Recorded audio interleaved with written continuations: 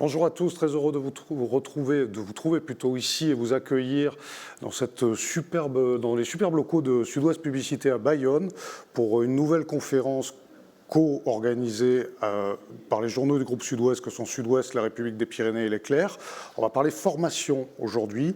C'est pas forcément un thème qui attire les foules, qui peut paraître ardu, et pourtant c'est un thème qui a énormément occupé nos chers lycéens ce mois de mars, puisqu'ils devaient remplir leurs fiches pour Parcoursup, et c'est un thème auquel ont beaucoup réfléchi finalement beaucoup de salariés, beaucoup de chefs d'entreprise aussi, durant la crise sanitaire dont on n'est pas sorti d'ailleurs, et vous nous le direz, tous nos invités nous le diront au cours de ce débat. Je me présente, je suis Nicolas Rebière, rédacteur en chef de La République et l'Éclair.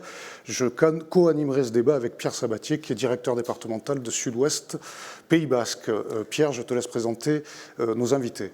Merci Nicolas, bonjour à tous.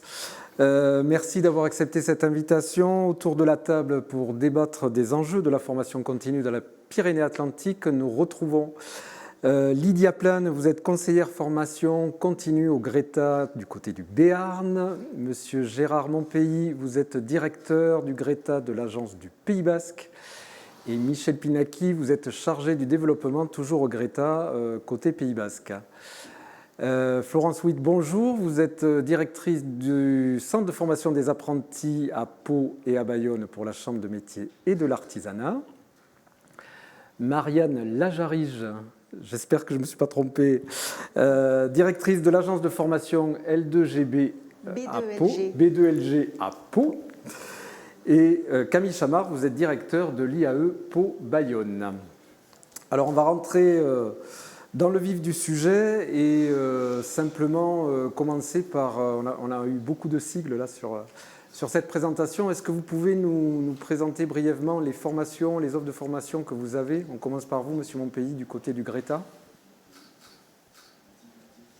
Oui, merci. Donc effectivement, avant de rentrer dans le vif du sujet, je vais vous présenter le Greta CFA, et c'est vrai que ce sont des sigles parfois un peu barbares. Donc Greta, ça veut dire simplement groupement d'établissements, et CFA, donc centre de formation d'apprentis. Donc le Greta CFA, donc Aquitaine, pour préciser aux auditeurs, c'est un organisme de formation continue et d'apprentissage qui dépend de l'Éducation nationale. C'est pour ça que nous appuyons sur les forces vives des établissements scolaires en priorité, mais pas que, on le verra après. Donc le Greta CFA Aquitaine a son siège situé à Bordeaux, dans un lycée bordelais, donc le lycée Camille Juillan.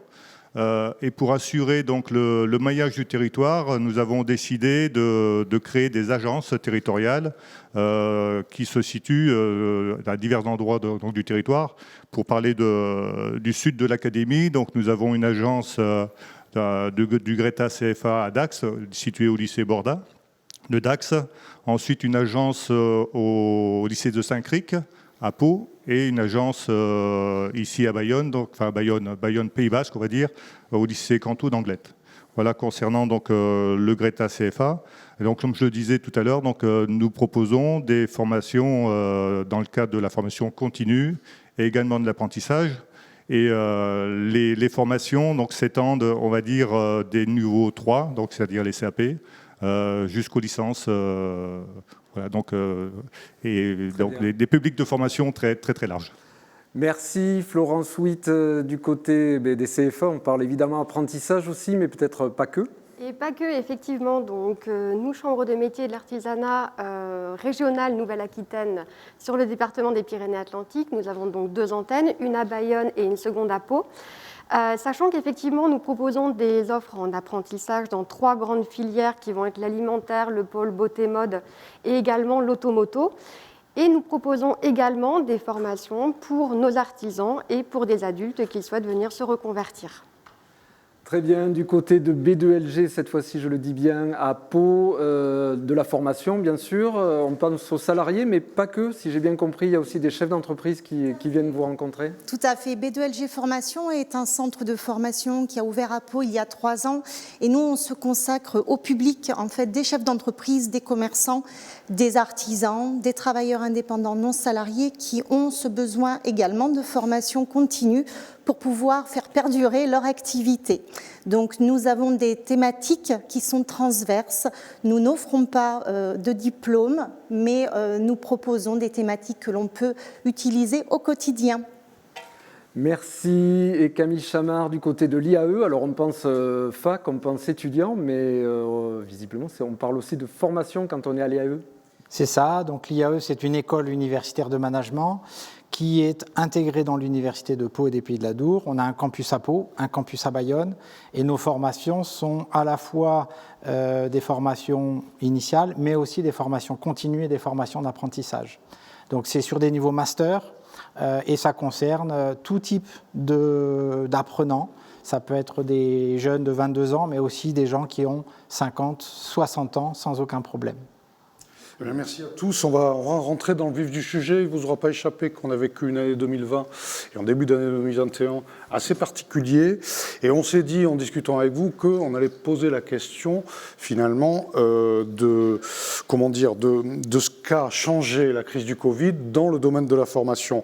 Madame Witt, on a cru en comprendre, entendre que pendant le premier confinement, des gens se sont posé des questions sur leur carrière, sur leurs envies, et que ça a donné des idées, on va dire, à de nouvelles carrières peut-être, et que ça a boosté l'apprentissage. On voit que le gouvernement d'ailleurs a fait beaucoup d'efforts à ce sujet-là. Est-ce que vous pouvez nous confirmer finalement que l'apprentissage a le vent en poupe ?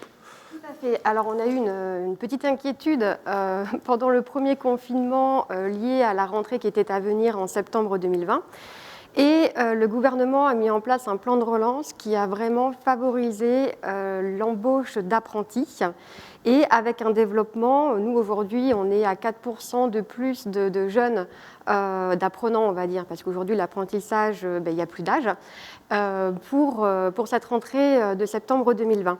Donc, on a observé donc, une augmentation d'effectifs, donc une appétence par rapport à l'apprentissage, et également, on a observé que de plus en plus d'adultes souhaitent se reconvertir et rentrer dans des formations longues. Donc, on peut avoir aujourd'hui des adultes qui vont avoir 30 ans, 40 ans, qui vont avoir des licences, des masters, et qui pour autant reviennent à des fondamentaux, reviennent à des métiers passion, à des métiers manuels, et vont retourner dans des formations de type CAP ou brevet professionnel pour apprendre un métier. Madame Plane, déjà, est-ce que vous pouvez nous faire un petit panorama de ce que a pu changer le Covid dans votre offre de formation ? Et puis, peut-être parler de l'alternance avec cette question. On faisait un papier récemment dans la République des Pyrénées avec beaucoup d'offres de formation et de boîtes qui embauchent, mais des jeunes qui ne vont pas forcément dans les filières qui sont proposées. Est-ce que ce sont des choses que vous constatez ? Oui, effectivement. Donc, effectivement, notre offre de formation aujourd'hui, elle essaye de s'individualiser un maximum, tant sur les publics pour s'adapter effectivement à tous ces gens qui viennent chercher de la formation en initiale ou en reconversion. Elle s'invente aussi, notamment avec le Covid, elle s'est sérieusement inventée sur les modalités. Notamment, on n'a jamais arrêté la formation, mais on est passé en distanciel du jour au lendemain. Et il a fallu s'adapter du jour au lendemain. Alors nous, centre de formation, pour amener une réponse de qualité à nos apprenants, mais nos apprenants aussi pour être agiles, pour surfer sur les plateformes qu'on leur proposait ou faire de la visio-apprentissage au quotidien et pendant beaucoup d'heures par jour. Des fois aussi, au début, on a un petit peu chercher nos marques. Aujourd'hui, effectivement, ça a permis de donner un essor supplémentaire au distanciel qui était peut-être un peu balbutiant sur nos formations. Aujourd'hui, ça prend sa place. Après, je sais que sur le Greta, notre priorité, c'est le présentiel, que le distanciel, ça va être une touche qu'on va pouvoir amener. Mais effectivement, on est beaucoup sur du public en reconversion, de l'apprentissage, donc le geste est important et on garde un maximum le présentiel. Sur le Covid, ce que ça change peut-être plus maintenant sur la rentrée. Alors comme madame, nous aussi on a eu peur et puis en fin de compte ça s'est bien passé. Sauf que maintenant effectivement les gens entendent c'est la crise, les entreprises sont pas au rendez-vous, les entreprises souffrent. Et pourtant nous on s'aperçoit qu'on a des offres aujourd'hui qu'on n'arrive pas à pourvoir. Et parce que quelque part où sont les jeunes effectivement. De postes d'apprentissage. Des offres de postes d'apprentissage. Ouais. Sur du niveau bac, sur du niveau bac plus 2, sur du niveau bac plus 3. Et aujourd'hui, on ne sait pas comment aller dire aux jeunes et aux moins jeunes, on a des offres, où êtes-vous ? voilà. Alors c'est dans quel domaine? Peut-être, je lisais un papier là tout récemment sur pour les lycées qui ont des BTS. Alors il y a un proviseur ou un formateur, je ne sais plus, qui dit pour journaliste et webmaster, il n'y a pas de problème, j'ai trop de monde. En revanche, sur d'autres domaines, j'ai pas assez de monde. Et il dit le paradoxe, et on peut le confirmer, Pierre, c'est qu'il n'y a pas forcément des places derrière, en tout cas dans le journalisme. Mais bon, est-ce que c'est des choses que vous constatez vous aussi? Alors moi, je suis conseillère formation continue sur le tertiaire, donc je vais vous parler plutôt de mon domaine. Donc effectivement, par exemple, les offres que j'ai, que je n'arrive pas à pourvoir, c'est une assistante commerciale. Alors peut-être que le mot commercial fait peur, je ne sais pas. On est entouré d'assistants commerciaux là beaucoup. C'est des offres d'assistantes. Effectivement, il faut la langue anglaise. Donc là, à chaque fois, j'ai des gens qui font marche arrière. Ah, l'anglais, c'est pas si évident. Ou un poste de community manager non plus que j'arrive pas à pourvoir alors que l'entreprise est en attente là de suite. Et qu'est-ce qui embauche alors? Ou est-ce qu'il y a des manques? Je ne sais pas. Je ne sais pas, j'ai communiqué sur nos réseaux classiques, sauf qu'effectivement, c'est peut-être plus les réseaux des jeunes, je ne sais pas, mais c'est en quelque part, on est sans arrêt à la course du bon réseau, de la plateforme, et puis aujourd'hui, plein d'institutions mettre en place sa propre plateforme, et comment, en fin de compte, nous arriver à nous référencer partout. Quel réseau est utilisé par les jeunes, on ne sait plus. Donc on reste peut-être trop classique, je ne sais pas, c'est une question à se poser. Il n'y a pas eu de journée porte ouverte, il n'y a pas eu de salon, il n'y a pas eu de... Tous ces événements de rencontres qui étaient habituellement mis en place n'ont pas eu lieu, donc on cherche des moyens autres. Donc effectivement, moi j'organise des réunions d'information en visioconférence. J'essaye de solliciter au niveau des lycées pour leur dire oyez, on est là, il y a encore des offres. Mais c'est vrai que c'est compliqué. Et ils ont l'impression qu'on leur dit, il n'y a rien. Donc presque, est-ce qu'ils mettent la tête dans le trou et attendent que ça passe? Je ne sais pas. Il y a des offres, il y a de la formation, il y a des entreprises dans le secteur d'activité qui ont des besoins. Alors, juste Pierre, excusez-moi, avant de poursuivre le tour de table, j'aimerais qu'on entende, on est allé au lycée de Mourinx, le lycée de la chimie, où il y a des postes d'apprentissage. Ils ont ouvert il y a 2 ans une section apprentissage et elle ne fonctionne pas si mal. Là, ils ont eu moins de monde, ils nous l'ont dit, que 3 personnes pendant l'année 2020 à cause du Covid.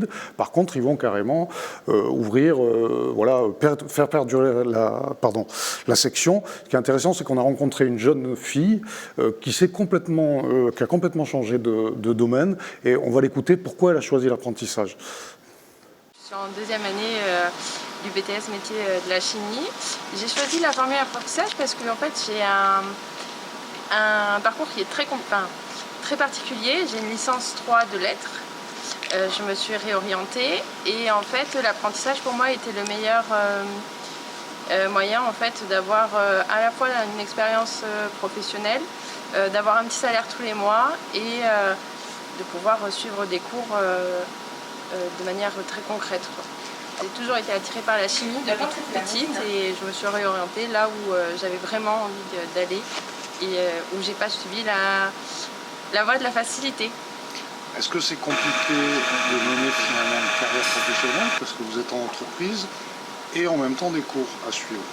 Alors non, c'est pas compliqué de suivre cette petite carrière professionnelle puisque en fait on est extrêmement entouré, que ce soit ici ou en entreprise. Les professeurs sont toujours avec nous pour nous donner en fait les outils pour pouvoir réussir en entreprise, et les entreprises nous confrontent à de véritables problématiques qu'un technicien de laboratoire peut rencontrer, et c'est très très enrichissant, et le fait d'être extrêmement soutenu par à la fois notre hiérarchie, nos collègues et les professeurs ici, ça fait que c'est un cadre idéal pour travailler, quoi. Alors Madame Bru, vous êtes professeure de formulation au lycée de la chimie à Mourinx, et vous enseignez à la fois des apprentis et à des élèves en formation initiale au BTS de chimie. Est-ce qu'il y a une différence entre les deux publics ou pas? Alors, il y a quelques différences entre les deux publics. Alors, pas forcément au démarrage, parce qu'on peut avoir des étudiants qui sortent de bac, qui commencent l'alternance. Donc, au démarrage, ils sont comme les autres. Sauf que très rapidement, comme ils sont en entreprise, leur attitude face à la formation peut éventuellement changer. Ils font preuve souvent d'un peu plus de maturité. Lorsqu'ils vont revenir, ils vont être un peu plus acteurs de leur formation et un peu plus à l'écoute peut-être, sachant qu'ils ont directement la mise en application de ce que l'on va leur apprendre lorsqu'ils sont ici en formation. Par exemple, s'ils vont apprendre à utiliser une machine, ils savent qu'ils peuvent potentiellement en avoir besoin en entreprise. Donc ils vont peut-être être un tout petit peu plus à même d'écouter et de prendre en considération ce qu'on va leur apprendre. Très bien, un bel exemple d'une formation qui est relayée et pilotée par le Greta. On a parlé beaucoup des jeunes avec vous, Madame Plante. Je voulais me tourner vers vous, Monsieur Chamard, puisque à la fac aussi, on se dit que il y a plus de jeunes que de vieux. Est-ce que vous ressentez les mêmes problèmes, les mêmes difficultés, ou est-ce que les jeunes restent motivés dans cette année particulière avec le Covid ? Alors c'est une année très particulière, hein, comme vous l'avez dit. Les jeunes, il n'y a pas de généralité, ils sont vraiment très divers. Donc on a une diversité de publics et il y a aussi une diversité de réactions face à la pandémie et à ses conséquences. Nous, ce qu'on observe, c'est qu'il y a des étudiants, quel que soit leur âge, qui ont vécu la pandémie de manière difficile parce que leur situation était déjà fragile. Ils ont peut-être perdu leur petit boulot, ils ont peut-être des difficultés simplement à suivre des enseignements à distance. Donc ça, c'est un premier cas de figure. Et puis, on a repris en présentiel, ou en tout cas de manière hybride, assez rapidement, surtout pour ne pas les laisser dans cette situation-là. Et puis ensuite, nous, on a essayé de modifier notre manière d'enseigner aussi, parce que l'enseignement, c'est une relation, et c'est de la transmission. Et dans la relation, effectivement, quelque chose s'est cassé suite au Covid. Donc on a essayé de rétablir par d'autres supports, d'autres médias, les réseaux sociaux, pour garder le contact, parce que ça, c'est essentiel, y compris pour transmettre. Donc aujourd'hui, on est dans une situation encore d'attente, mais les étudiants sont revenus, et effectivement, l'apprentissage a permis de maintenir le contact pour les étudiants qui sont malgré tout en entreprise. Et donc ils restent motivés ? Alors, ils restent motivés, oui, parce que lorsqu'on a déjà offert la possibilité de revenir en présentiel en cours, beaucoup sont revenus, une très grande majorité, et il y avait une véritable attente. Donc ça, c'est très encourageant, mais j'ai envie de dire, il était temps. Il ne fallait pas que ça dure trop longtemps, parce que certains étaient vraiment en limite. Madame Lajarige, quand on a préparé l'émission, vous nous avez dit quelque chose qui nous a retenu. Ça vous a été énormément demandé depuis le début de la crise par des chefs d'entreprise pour des formations, notamment aux réseaux sociaux, au web management, on va dire, à des choses comme ça, parce qu'il y avait un manque finalement et que vous avez eu une énorme demande là-dessus. Est-ce que vous pouvez nous en dire plus ? Je vais vous en dire plus. Il faut remettre les choses dans leur contexte. Quand la crise pandémique a commencé l'an dernier, cela a mis la France à l'arrêt complètement. Mes clients, qui sont chefs d'entreprise, qui sont commerçants, se sont retrouvés confinés, comme nous tous, et n'ont pas pu travailler. Mais personne ne pouvait imaginer qu'on allait remettre ça quelques mois plus tard. Et véritablement, il y a eu, lors du deuxième confinement, un nouvel arrêt, où on nous a dit, vous arrêtez de travailler, mais vous allez quand même aller travailler. On a demandé, c'est à peu près ça. C'est ce qu'on vous a dit aussi.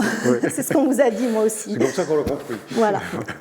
On a donc demandé, du jour au lendemain, à des commerçants, à des chefs d'entreprise, de faire du virtuel. Comme ça, hop, du vendredi pour le lundi, on va mettre en place du click and collect. Moi, je veux bien. La plupart des commerçants et des chefs d'entreprise m'ont appelé en me disant « Mais c'est quoi le click and collect et comment on fait ?» Alors vous avez dû mettre en place une formation, c'est Donc, ça ? exactement. On a mis en place effectivement des formations pour les aider à franchir ce premier pas.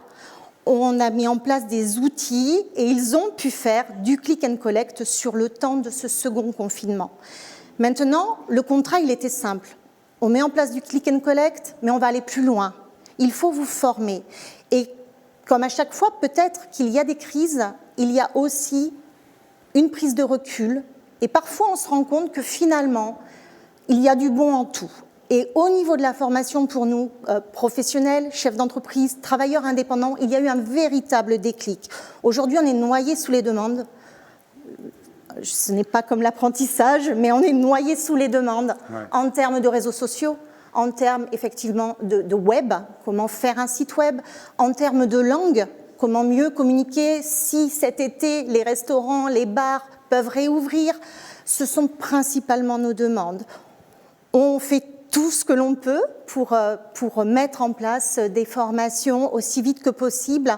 Et il y a vraiment eu une grosse prise de conscience que la formation, c'est tout au long de la vie, pour tous, pas que pour les salariés. Ça veut dire que même les chefs d'entreprise ont pris le temps de se poser un peu pour les se chefs former. d'entreprise ont pris le temps, il a bien fallu, mais aujourd'hui, ils sont prêts à prendre le temps. La petite phrase qu'on leur glisse en fin de formation, c'est que la formation, ça doit s'inscrire chaque année dans un agenda pour rester à niveau, maintenir ses compétences ou pour voir des nouveautés. Et je crois qu'ils l'ont entendu, ils l'ont compris et beaucoup sont prêts à le mettre en œuvre. Merci. Alors c'est vrai que le confinement, ça a été l'apogée, on va dire, du télétravail, du distanciel. Au printemps, ça avait l'air de plaire à tout le monde et tout le monde trouvait ça bien de rester à la maison.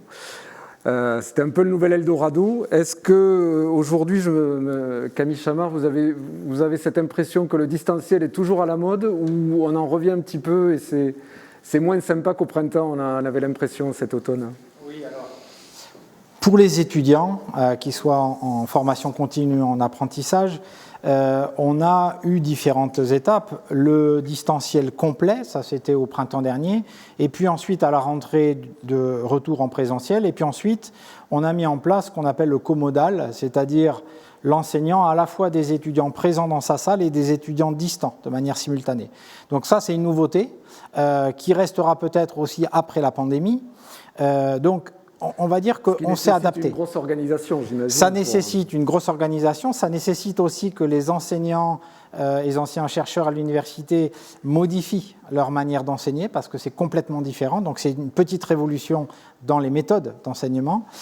Mais aujourd'hui, on est sur des dispositifs hybrides avec des étudiants présents, des étudiants distants en même temps, donc avec des animations de sessions qui sont très très particulières. Mais c'est aussi le bénéfice quand même de cette pandémie aujourd'hui. Comment ça se passe du côté des enseignants? Parce qu'on parle des Alors, les enseignants, enseignants. Eh bien là aussi, ça a été une vraie nouveauté parce que jusqu'à présent, on avait des formations qui étaient online, où là, on savait comment la formation avait été conçue, c'était vraiment la destination première. Mais là, en improvisant aussi, c'est un peu ce qui était dit, presque du vendredi pour le lundi, il a fallu passer des enseignements en présentiel en distanciel. Et ça, effectivement, ça a mis du temps parce que c'est une nouveauté et puis parce que ça nécessite quand même de l'équipement technique aussi et puis des méthodes pédagogiques qui sont spécifiques. Quand on doit animer des séances avec des publics dispersés, c'est quand même autre chose. Voilà, sur des niveaux master, avec un niveau de technicité qui est quand même avancé. Donc, il faut aussi revoir sa manière d'enseigner. Et puis ensuite, dans une école où la proximité est essentielle, eh bien évidemment, la relation à distance a été revue parce que la proximité, elle doit être quand même vécue par l'étudiant. Alors on a vu Michel Pinacchi, on a parlé d'enseignement à distance par ordinateur. Alors ça c'est bien quand on peut avoir des formations qui peuvent se faire devant un écran. Vous êtes notamment référent, on va dire, dans l'hôtellerie-restauration. Est-ce qu'on peut apprendre à être commis cuisinier derrière un écran ou est-ce que le présentiel reste encore important Les deux, mon capitaine. Oui, effectivement, l'ordinateur aujourd'hui est un outil indispensable, mais que ce soit pour un commis de cuisine, un charcutier, un maçon ou un mécanicien auto, on a forcément besoin d'un ordinateur aujourd'hui dans la formation, évidemment, mais ce n'est pas le premier outil qu'on utilise. Il faut d'abord travailler sur les gestes professionnels, il faut d'abord être en véritable situation d'apprentissage. C'est pour ça qu'au Greta, nous avons des restaurants d'applications qui sont fermés au public aujourd'hui, mais sur lesquels nos jeunes et nos adultes viennent produire de la cuisine, ils viennent produire du service, et ils envoient le midi parce qu'il n'y a que comme ça, que quand on est vraiment dans la réalité, qu'on est aussi dans l'apprentissage. Mais l'ordinateur, effectivement, sert aujourd'hui de référentiel. On a besoin d'aller voir des théories, on a besoin d'aller voir les différentes pièces du bœuf sur Internet. On est obligé aussi de faire des cours en Zoom ou en visio, aussi avec les profs. On le faisait déjà un peu avant la pandémie, on le fait encore plus aujourd'hui. Mais rien ne remplacera le geste technique, ça c'est sûr. Oui, c'est-à-dire la question, c'est pendant le confinement, est-ce que vous avez réussi à maintenir vos formations dans l'hôtellerie-restauration alors que normalement il n'y avait pas de présentiel. Alors pendant le premier confinement, non, puisque tout le monde était confiné et c'était très compliqué de mettre les formations à distance pour la cuisine. Il fallait que ça ait un peu de sens. On ne va pas apprendre à découper un poivron ou un oignon à distance. Donc là, on avait arrêté à ce moment-là. Je m'en sers beaucoup, moi, pour la cuisine. Mais bon. Voilà. Mais pendant le deuxième confinement, depuis le 26 octobre, depuis que les restaurants sont fermés, nous continuons les formations, nous continuons les alternances et même on n'a jamais fait autant de formations aussi pour les salariés qui sont en chômage partiel. Les salariés qui ne sont plus dans les restaurants parce que les restaurants sont fermés aujourd'hui peuvent bénéficier de financements exceptionnels de l'État pour profiter de ce temps de libre qu'ils ont pour venir se former et se mettre à niveau.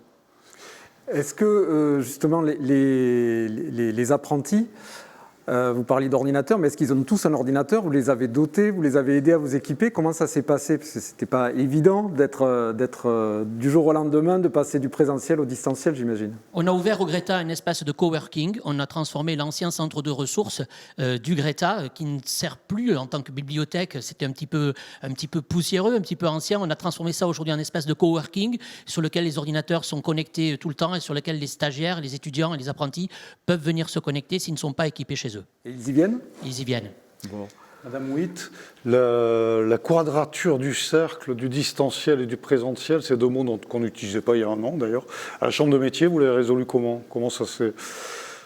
Effectivement, on voit les formations en distanciel apparaître. Donc nous, la réponse qu'on souhaite davantage apporter, c'est de la formation hybride.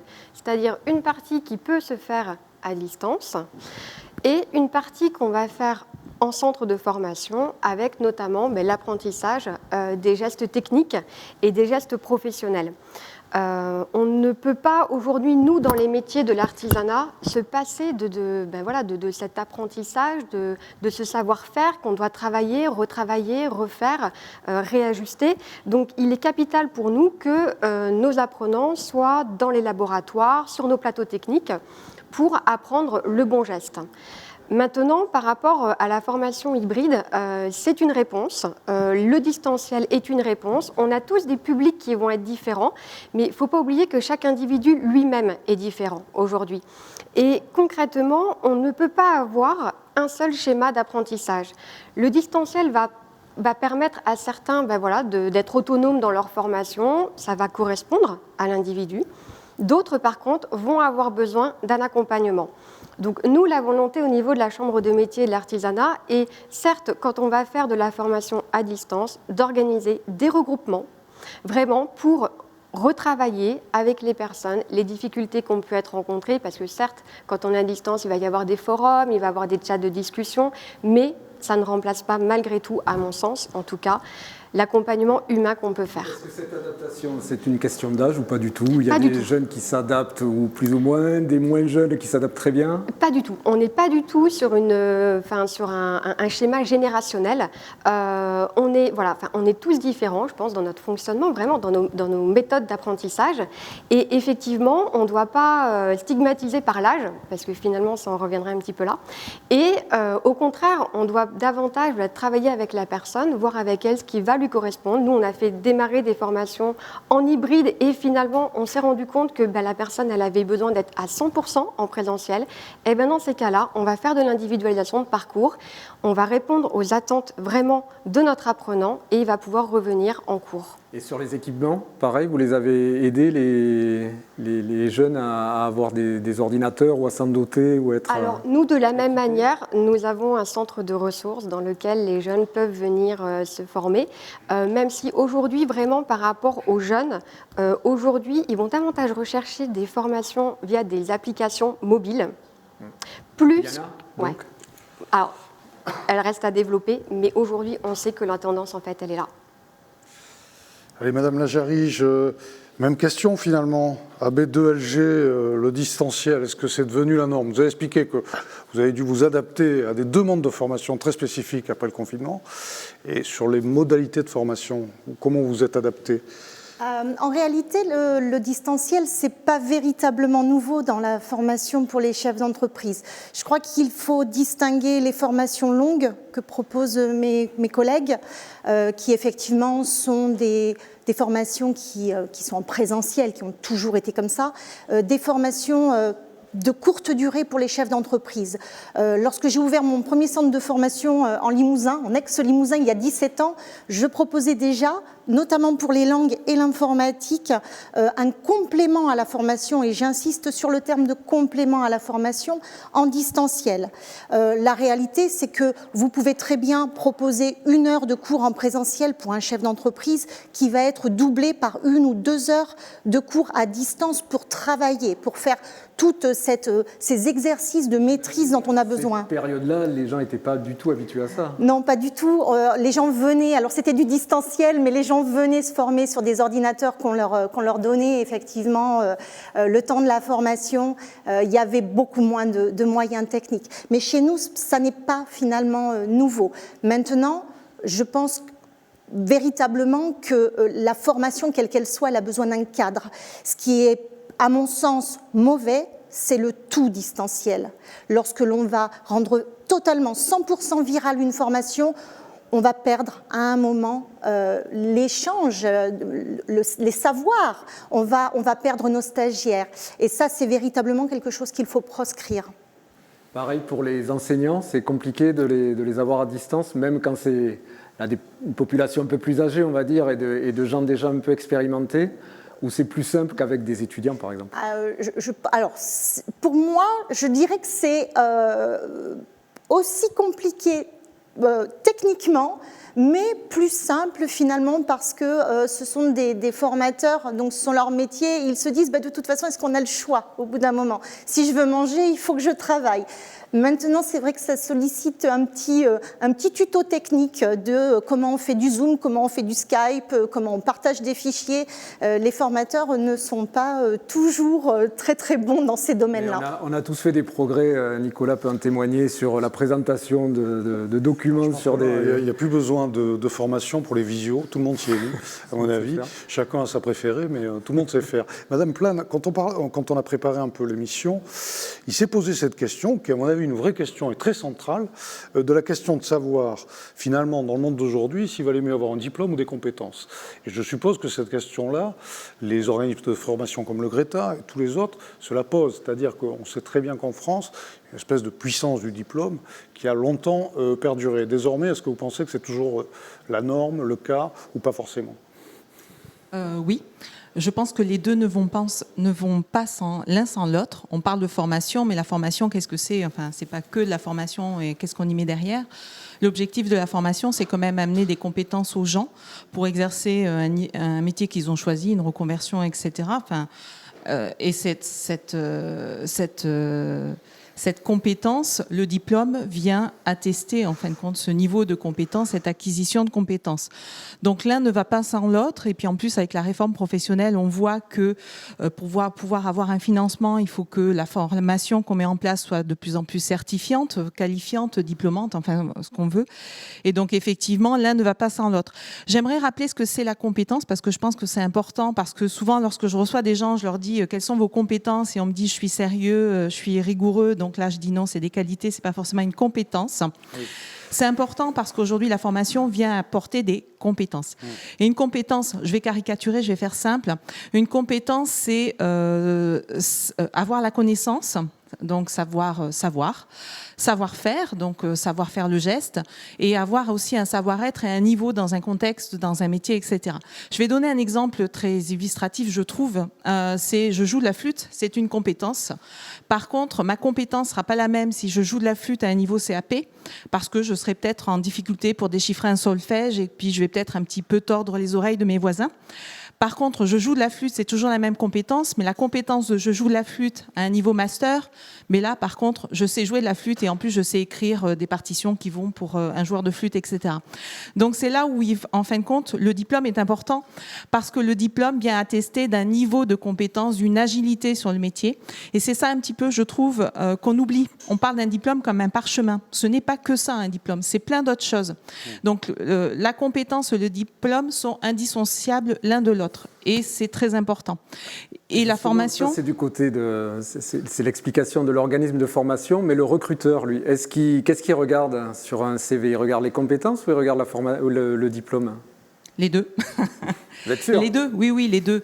Les deux, même si effectivement on entend dire de plus en plus à droite, à gauche que on va peut-être faire un petit peu plus comme les anglo-saxons, on va donner peut-être plus d'importance au savoir-être, aux fameux soft skills, etc. Puisque le diplôme ne fait pas tout sur la compétence du collaborateur, parce que la capacité d'agilité, la capacité d'adaptation au changement, etc., ça fait partie aujourd'hui de notre quotidien et de plus en plus rapidement en plus.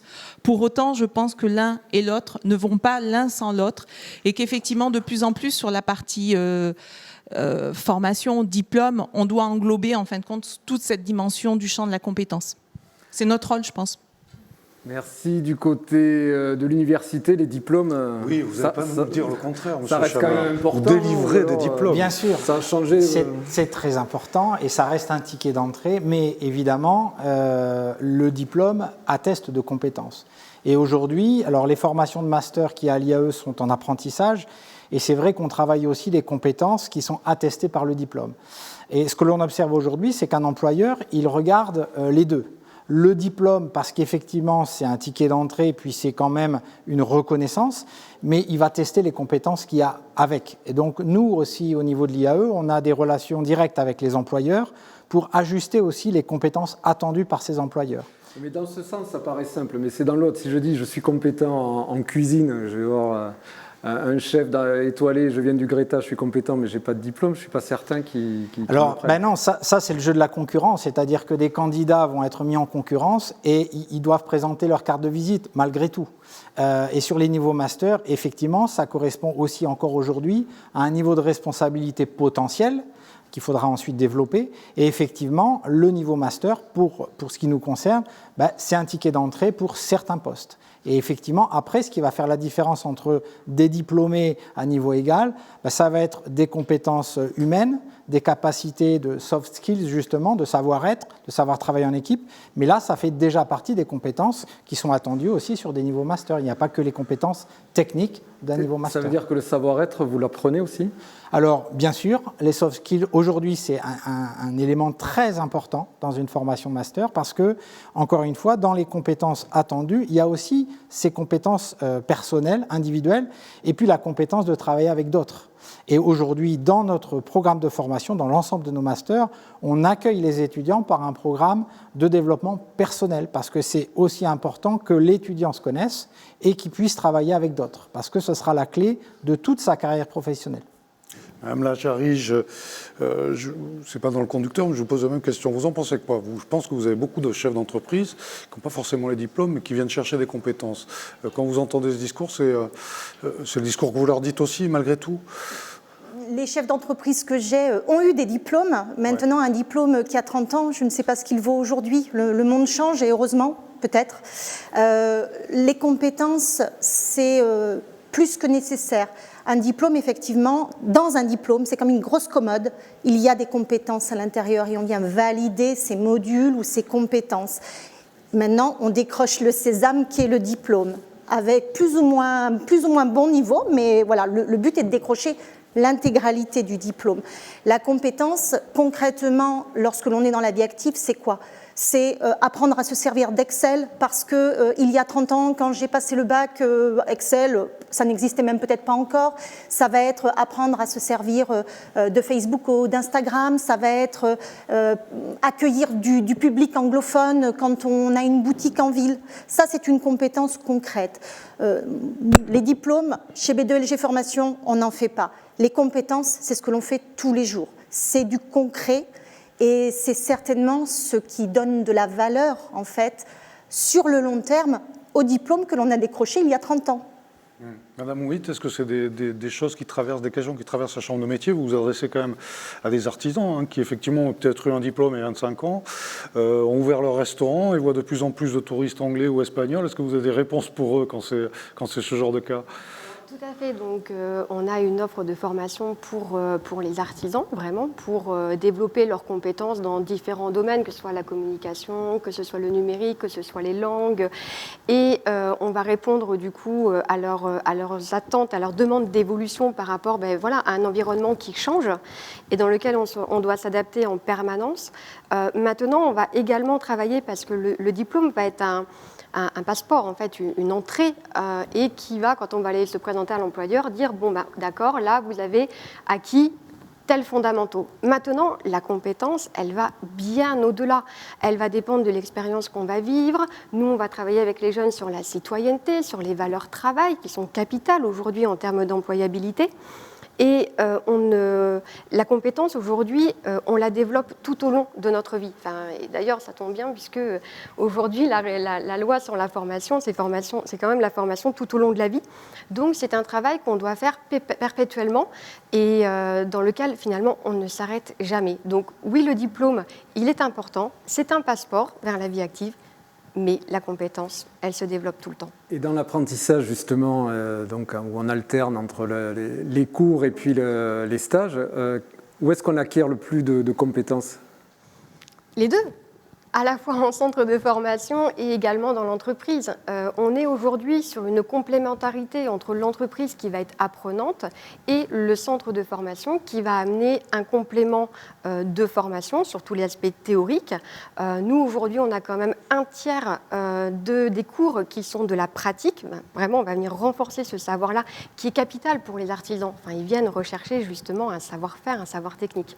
Donc, effectivement, on va l'acquérir tant en entreprise et d'où pour nous la volonté d'avoir un véritable partenariat avec l'artisan pour travailler à la réussite générale, c'est-à-dire dans la vie du jeune et dans l'obtention de son diplôme. Et ça marche aussi dans les personnes que vous rencontrez qui viennent en reconversion? Oui, tout à fait. Oui, tout à fait. Ça marche également pour les personnes qui viennent en reconversion, puisqu'on va être, alors parfois sur des contrats d'apprentissage selon effectivement leur âge et selon leurs souhaits, leur projet professionnel, mais on a également des personnes en contrat de professionnalisation pour lesquelles il n'y a pas d'âge, pour le coup, et pour les adultes qui sont dans d'autres dispositifs, d'autres financements.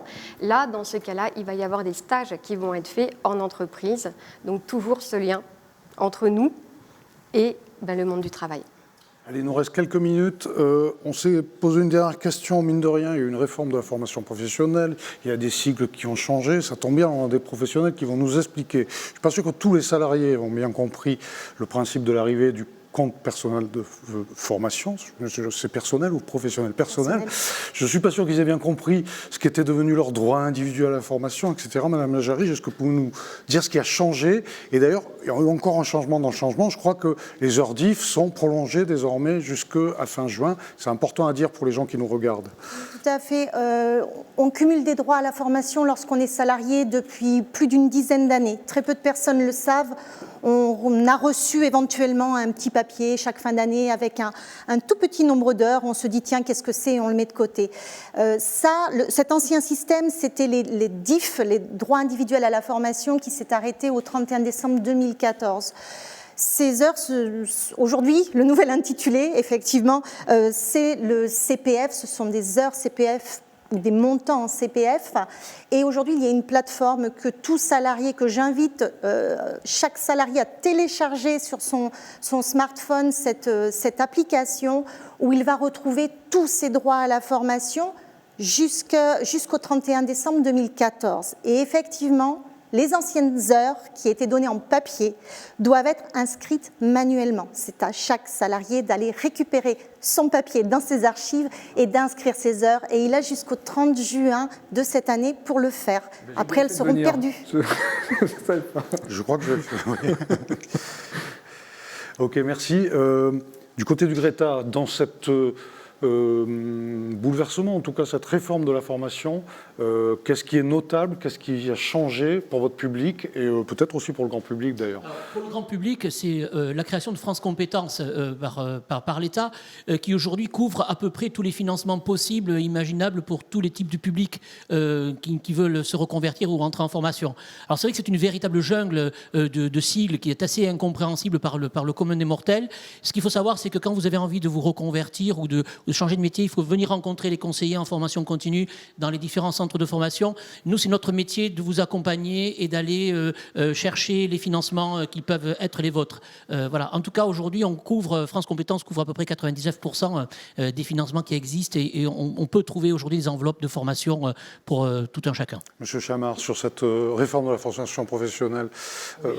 C'est une opportunité parce que beaucoup de personnes se posent la question de la reconversion et c'est vrai qu'avec le CPF, les nouvelles dispositions, il faut vraiment prendre contact avec les organismes de formation.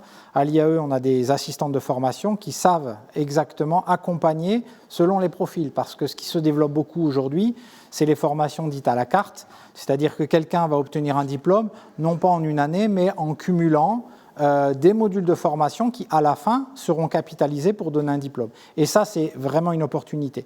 Et puis ensuite, c'est quand même des financements qui peuvent être importants dans une reconversion professionnelle. Donc il faut vraiment prendre les renseignements, c'est une véritable opportunité.